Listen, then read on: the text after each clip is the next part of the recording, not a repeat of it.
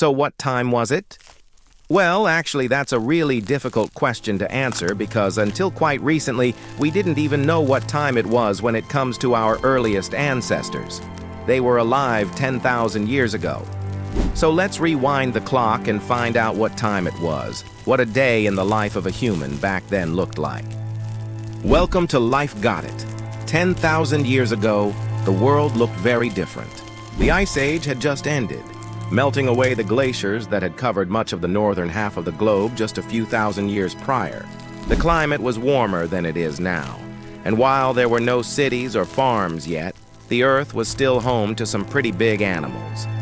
Woolly mammoths roamed the plains and packs of saber-toothed cat stalked their prey. Small groups of humans called tribes moved from place to place in search of food. Most of the year the weather was mild, but during the winter, snow and ice could still make finding food difficult. The people who lived then were lean and muscular. They weren't farmers, so they had to walk long distances every day in search of food. This meant that they needed to be in good physical condition. Back then, most of the world was covered in forests and open grasslands. The land was rich with animals to hunt and plants to gather. These hunter-gatherers hunted small animals like deer and wild pigs. But sometimes they hunted larger animals like bison, horses, and even mammoths. Hunting mammoths was dangerous work, though. A mammoth weighed up to 12 tons and was over 11 feet tall. If the animal wasn't careful, it could easily be crushed or gored to death.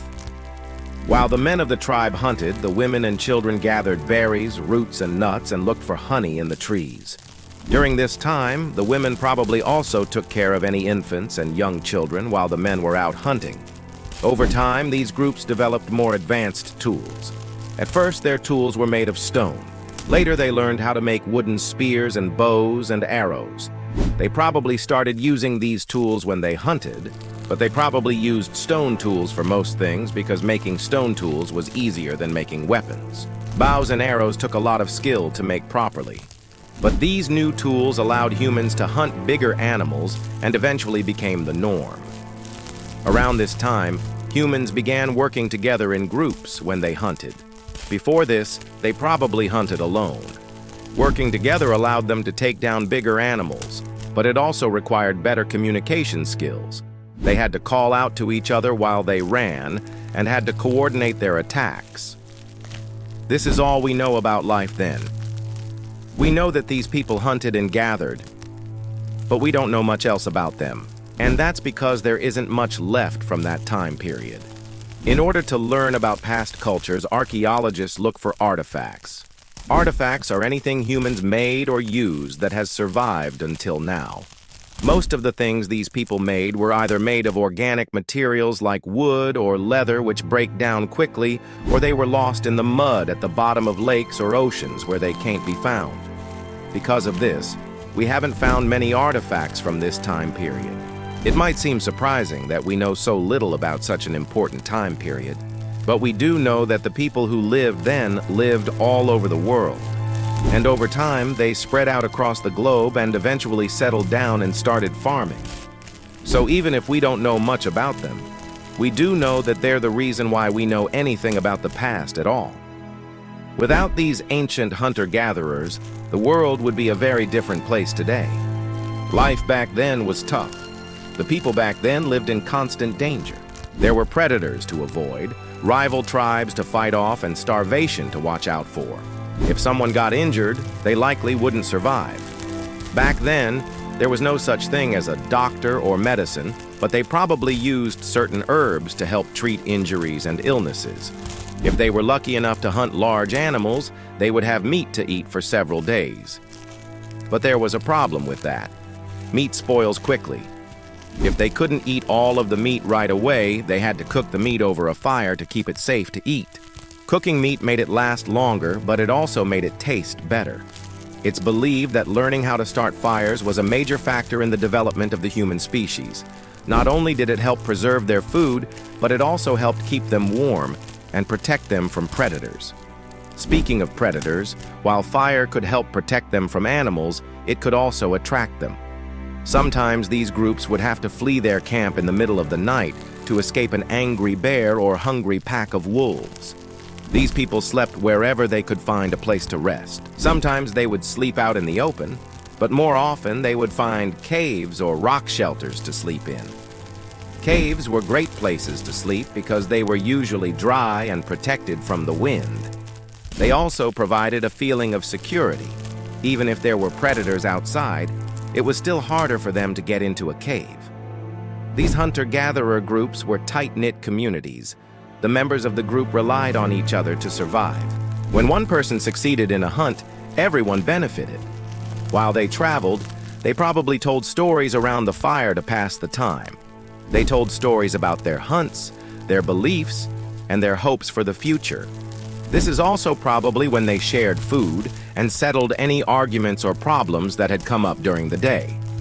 Some researchers believe that these early humans may have also performed rituals around the fire. They may have danced or chanted and perhaps even sacrificed animals. There isn't much evidence of this, but it's possible that these early humans had some sort of religion. After all, humans today have religions, and humans have been around for less than 200,000 years. So it makes sense that they would have developed beliefs about the world around them. Since these groups didn't have paper or a way to write, they painted pictures on cave walls to record their hunts and maybe even their religious beliefs.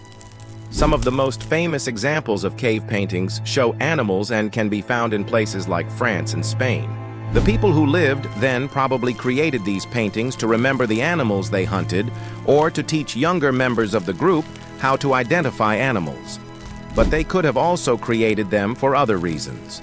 For example, some researchers think that the paintings may have been used in religious ceremonies or to communicate with the spirits of the animals they hunted. Unfortunately, we don't know for sure what these paintings meant. We also don't know for sure when these groups started creating these paintings. But we do know that humans were capable of complex thought and expression long before they invented writing. Even though life back then was dangerous, it also had its benefits. The people who lived then didn't have to worry about things like jobs or taxes. They also had plenty of space and resources. They could travel wherever they wanted and hunt whatever they wanted. In some ways, life back then was simpler than it is now. However, life back then was still difficult. Even if these people didn't have to worry about things like jobs, they still had to worry about food. They also had to deal with rival tribes and dangerous animals. And if anyone got sick or injured, there was no hospital or medicine to help them. The people who lived 10,000 years ago laid the foundation for farming and civilization. Without them, the world would be a very different place today. We might not know much about them, but we do know that they're the reason why we know anything about the past at all. So what time was it when it comes to our earliest ancestors? Well, it was a time of danger and uncertainty, but it was also a time of opportunity and discovery. It was a time when humans first learned how to hunt and gather, when they first started working together in groups, and when they first began to explore the world around them. It was a time of hardship and struggle, but it was also a time of great progress. It was the dawn of humanity. This was life before history, but without them, history would never have begun. Click here to subscribe and then click here to watch one of those videos. Come on, click, do it. Do it, do it, do it.